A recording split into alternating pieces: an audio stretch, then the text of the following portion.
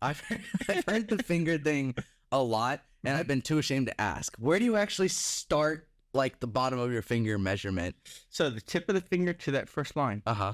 That's it. Yeah, but Top of the rice. top of the rice. Top Okay. of the rice. So not to, like, the bottom of the bowl. No. That's why my rice has been scared up so many times. Top of the rice. I'm like, I've got 60 cups of rice in here, but the bottom of the bowl is covering the rice. How much water? White people. Let me tell you about this guy. I'll tell you about this fucker right here. Yeah.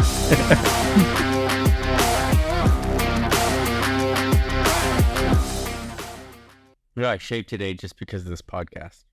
Oh, good. I didn't. I realized we didn't shave yesterday, so we might have to do yesterday's podcast over again. Our podcasts are now based on when we shave. Well, that shouldn't be too hard for me. I don't really have to do it that often. Babyface. Babyface McGee. Babyface McGee. Wait, that should be your nickname. That should be my nickname. Mm-hmm. Do I get a voice with it? Any voice that you want. Babyface McGee. That's how I'm going to talk through a whole episode. Hi, I'm Babyface McGee. All right. Then we'll have to have like a Babyface McGee. special session. Just like suck my thumb and shit. No, that'd be literal baby McGee. Baby. Oh, yeah, you're right. It's just Babyface McGee. Mhm. I'm just Babyface McGee. Yeah. You like cry because you're teething. Ooh, Babyface McGee. Babyface McGee here. Ooh, I got a baby face. Just do the way Rick and Morty does any other content. Yeah. Exactly. Just repeat the same thing over and over again. Ooh, I got a baby face. Babyface McGee. That's who I am. Just over here, Babyface and McGee now. What's going on with your house? I don't know. Everything's exploding in the kitchen. Babyface McGee. I don't know anything. I don't know. Everything's just imploding, exploding. God, maybe it's finally over. All my prayers have been answered. Maybe the world's ending. And with that, maybe I no longer have to figure out what I'm having for dinner.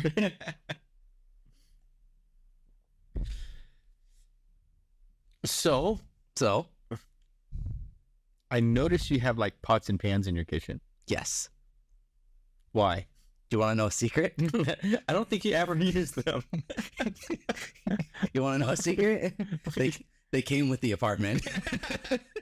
Because, I've been to your apartment a few times, and I don't ever recall seeing a skillet or a pot or any other actual cooking utensils. The only thing I see in your sink is a plate and a fork. Yep. So the only thing that gets used is the coffee maker and the rice cooker and the microwave. Those are the only things that get used. A rice cooker, so you know how to cook. Well, no, you just dump the rice in there, some water, and you just press the start button, and All right. it makes magic. You got to take the rice, and you've got to rinse it, and you got to pour it out. No. And you got to do that again until the water runs clear.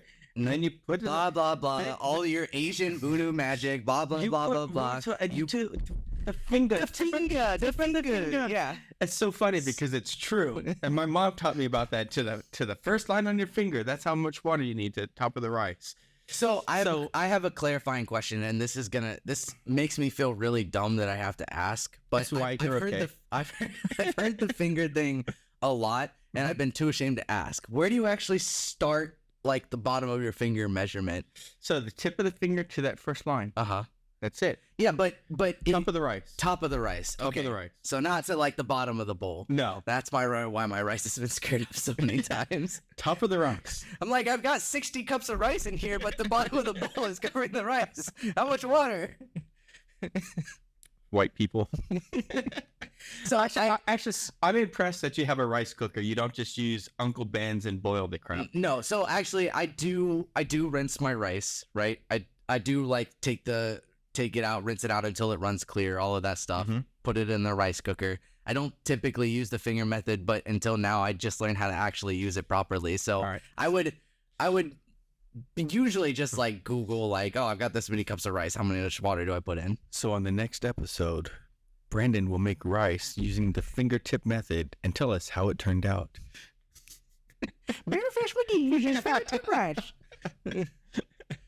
So, how often do you cook versus eating out for real? Does the rice cooker count as cook? Provided you don't eat out, like, because you could cook rice and like order out to No, move that. I don't think you understand. When I cook rice, that's just all I eat. Just plain white rice. Well, there's some like butter and shit in there. Actually, I use the authentic Asian yum yum sauce.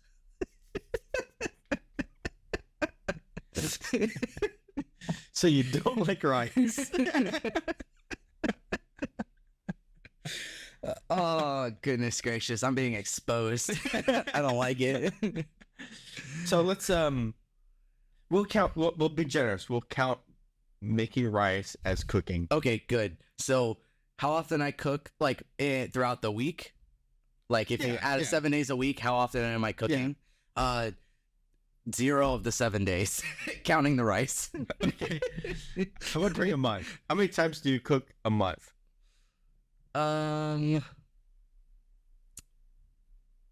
Okay, so I know we said rice counts. Do like frozen meals count? Oh God! All right. Using the rice cooker and the microwave oven, how many times do you cook a month? Okay, good. 0 out of 30. Oh my God! Why do you even have a rice cooker? Well, I don't know. It looks pretty. So when I am, this was always my problem when I'm traveling for work, right? Or when I'm away from work. I have no desire whatsoever for myself to cook any sort of meal. Like, I buy the shit, I put it in, I put the rice up or whatever I'm making rice. Sometimes, like, I think there's frozen chicken breasts and shit in my freezer right now that have been there for 3 months. I buy the shit, put it all away, and then I just let it rot and I order whatever my heart desires. And I don't even, like, I'm not even going out to get the food. The food is 2 minutes down the road, and I open up my phone and go, DoorDash, and I summon the food to my house. Oh my God. Is that what Gen Z does? I don't know if that's all of Gen Z, okay? I can't speak for everybody, but this is what I do. It is not great. I mean, I like eating out. It's great. Like, I like the food, but when you have Chipotle 6 times in a row, it gets really old. So I got some good news for you. All right.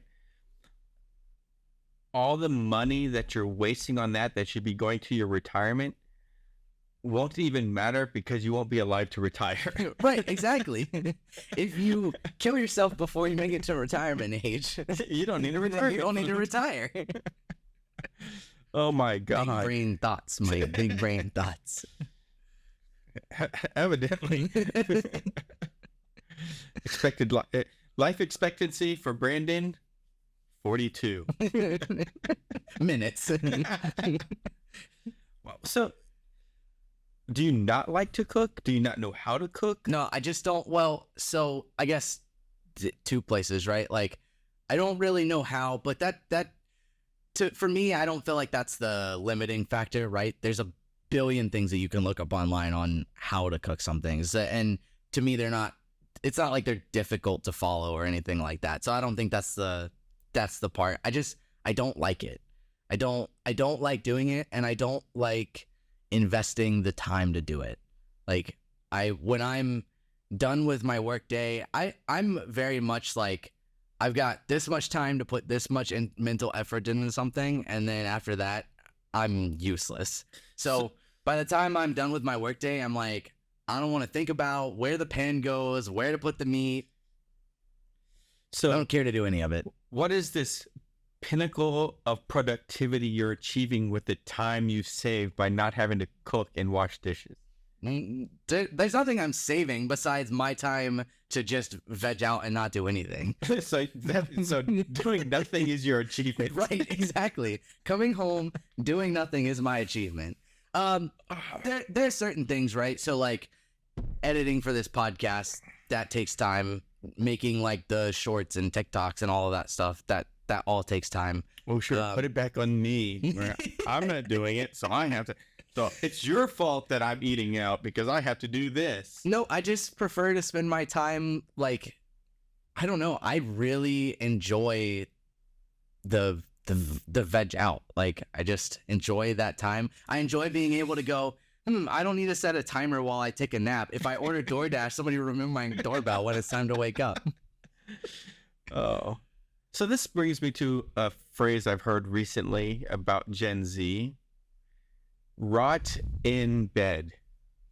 Yep. They just like to rot in bed. Right. And it's not like, they're in bed for 3 months, that type of thing, but yes, they spend an excessive amount of time in bed on the days that they don't have to go to work.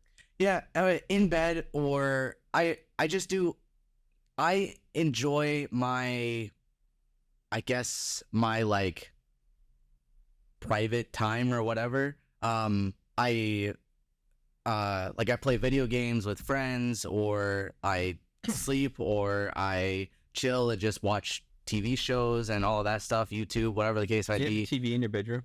Yeah. I chill and or I make, I work on the content and stuff like that. I'm doing some other things like for work, like taking project management courses and things like that. I do those things as well. So there's just things that like I like to come home from work and like whatever I feel like doing in that moment is what I want to do, and that feeling is never cooking. But you got me on a tangent now, because I see Gen Z as this kind of chaotic mind, and I'm not trying to say it negatively necessarily. Yeah, it's just chaotic all over the place. Yeah, ADHD kind of stuff, right? A lot of things going on all at once. And then you said project management, which I think of as very rules and structure and spreadsheets and that kind of stuff. So how do you marry those together? I don't marry them in my personal life, which seems ass backwards, but I don't structure my personal life very well, as in like this time I do these things. Besides doing things for work, when I switch into that mindset of like, this is for work, which I'm really ultimately, regardless of what I say on any given day, I'm really passionate about. I care that things get done properly. Mm-hmm. So I'm very structured in that aspect of like, these are the things that I need to do. These are the most important things I need to do, X, Y, and Z. This is what I need to do to improve myself in that area. But then when it comes to like the rest of my personal life that isn't work related, I just like, meh, like whatever. So it's like a structured and intentional bipolarism. I think I just made up a word, by the way. Yeah, I think it is. I'm not very good at like passions outside or like hobbies or things like that outside of like my work life. So I kind of just get into this mode of like, oh, this day I work on like podcast shit, and then like this day like I get bored and like start making these stupid ass t-shirts from this random idea I have because I don't really know why, and like I don't have a huge desire to like do it and then put in the enormous amount of effort to like actually make sales with it. I just like coming up with the thing, making the thing, and then like moving on. So if a person said, I have an idea for this brand new tabletop role-playing game, new concepts, and I'm looking for a partner to build it with me, you are not the guy. Yeah, I can do all the research and like come up with all of the things that you need to do to like start doing those things, but I'm not the guy that like I want to do those things. Like I don't care to do it. And it's funny because like the whole like creativity thing and like just making things, I'm only good at those things in like certain aspects, but I'm not good at like, if you put me in front of like a like piece of paper and like you said to like draw something or like come up with an idea for like our thumbnails, for example, takes me hours. I don't have any desire to do any of that. I'm more of the like, all right, we got to come up with 50 ideas for like this thing, and I can just blurt out a bunch of nonsense that may or may not solve the problem, right? And that may be a good idea, maybe won't, but I don't know. I'm not a very outside of like my work life, I'm not super structured. So yeah, I don't know if that's all or Gen Z or not, but that's definitely It's me. interesting. So at work, you seem the opposite. Yeah. And it's like, but you're good at the opposite. I think it's not that like I can't be good at it at home. I think I deliberately choose not to be good at it at home. Because like, then it might burn you out at work. Right. Like I'm like I don't want to dedicate the effort, the mental effort into it because I got to do that at work. So like I don't want to do it here. It's like there's and I know there's like a saying for it or whatever, and it's starting to come up more and more. But like, so like at night, right? Like when it's time for like we got to get up early, be at work early, right? So like 10 o'clock rolls around, 9 o'clock, whatever. It's time to start getting ready for bed. There are plenty of days during the week where I'm intentionally like, no, you. I don't want to waste my time sleeping. I'm going to purposely stay up and screw up my morning because I don't want to go to bed. Like I just refuse to want to go to bed. And I think that's where I like, I don't know. I don't want to waste the effort in like structuring certain things outside of my work life. I remember those days. You know, I think I was at my peak right around 23, right? At 25, I could tell that I was not 23 anymore. And it's physically, it's downhill. Well, that's how I found out. So like in college, I could stay up all night and then still go to class at 8 o'clock in the morning and like make it through and be okay. Now, when I do that, I'm useless, at least until 11 o'clock the next day. Yeah, so I definitely notice a difference. And I think the funniest part about like all the things that I'm saying is that I know that I would actually have more free time if I structured my personal life, but I don't want to put the effort to it, so I don't. But what would you do with the free time anyway? Right, exactly. Well, I know that like I would actually have more time to just do the nothing that like I'm talking about is so great doing if I structured it out instead of like doing it like I do 3 hours of nothing and then I go and try to be productive, but I'm only half productive and then. But you like surprises. So when you have like a surprise nothing time, it's like, hey, I wasn't expecting nothing time and here it is. I do like surprises. I intentionally order packages just to be able to open them because I like that they're like a little present, you know? I hate surprises. I think surprises are a form of violence. I like coming up with the surprises. I don't know if I like general surprises. Like surprise birthday party. Yeah. You like those? I don't know. I've never had a surprise birthday party. Never had somebody plan one. When I turned 18, so my friends knew I did not like surprises. One of them got punched in the face for surprising me. So they knew I did not like surprises. I turned 18. They had a surprise birthday party for me at my parents' house. And so I was like, hey, my mom was calling me, hey, Michael, why don't you come over for your birthday? I was like, okay. I come over for the birthday. Surprise! Got mad and I left. That was it. You enjoy my birthday. I'm going somewhere else.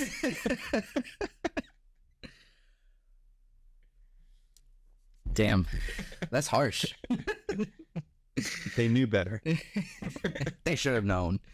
Yeah, I don't know. I don't know. What that has to do with cooking, I don't know. So you eat out a lot, you waste a lot of money, you save a lot of time to do things erratically. Brilliant. Does your wife cook? All right. So when you're at home, she does the cooking and Yep. You get to. So when I I'm gonna take a Gen Z moment and just blame it all on her. Okay. Okay. I'm gonna blame it all on somebody else and victimize myself. So when I was in college, I left home, right, and my home life, like with a single mom, a sister, whatever, it was things were kind of like erratic, right, and sometimes all over the place, and then things were like, whether it's our fault or somebody else's, blah blah blah, with everything going on, whatever, things would tend to be messy, whatever, right?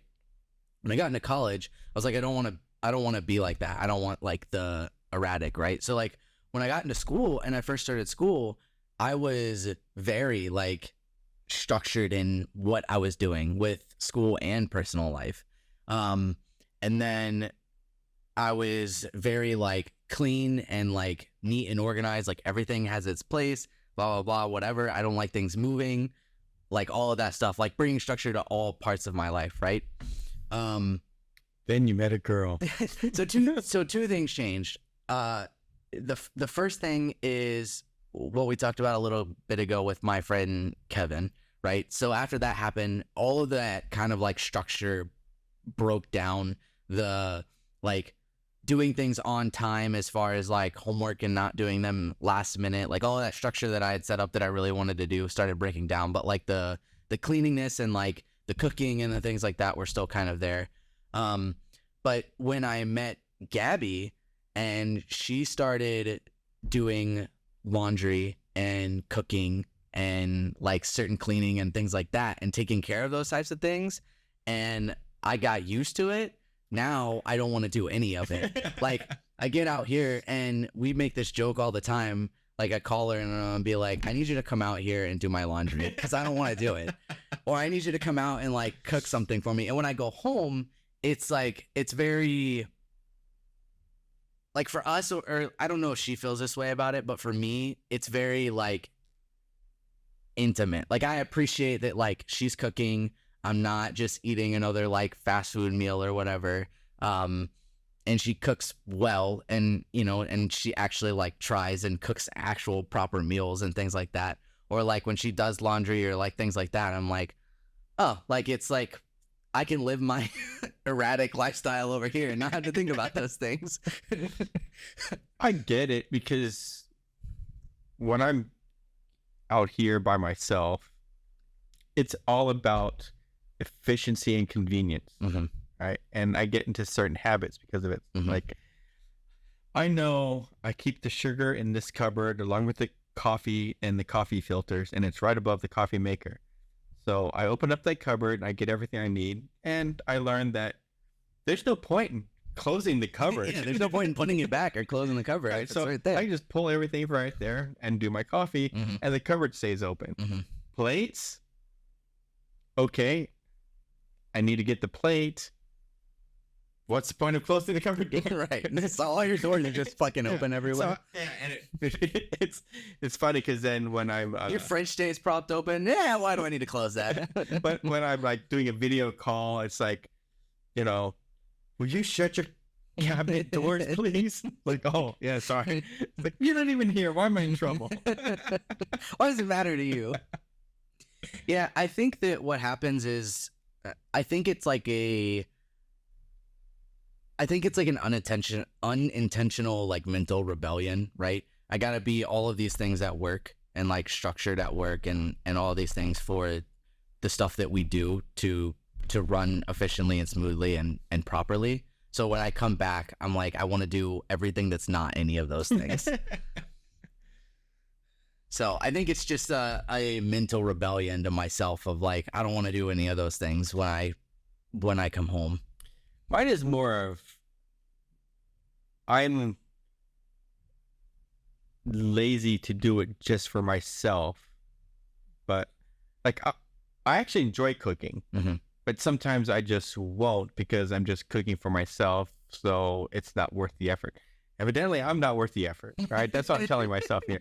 But if I have a guest or something like that, then it is worth the effort, and I have a good time making the meal and that type of thing. Yeah, so. and I think the other thing with eating out for me is that it's, so eating out when I was growing up was always like a privilege, right? Because we didn't have money to eat out. So it was always like special, like, oh my God, like we get to have like this fast food, whatever. It's always a privilege. Now, having my own money and having a decent income, I'm like, I can have that privilege every single night. So I think it's also like, it's one of those things I kind of get in that mindset of like, oh, me do good today, me get treat. And then I just eat my treat, except I have it every single day. It's like, oh, I worked too hard today to cook for myself. I get a treat.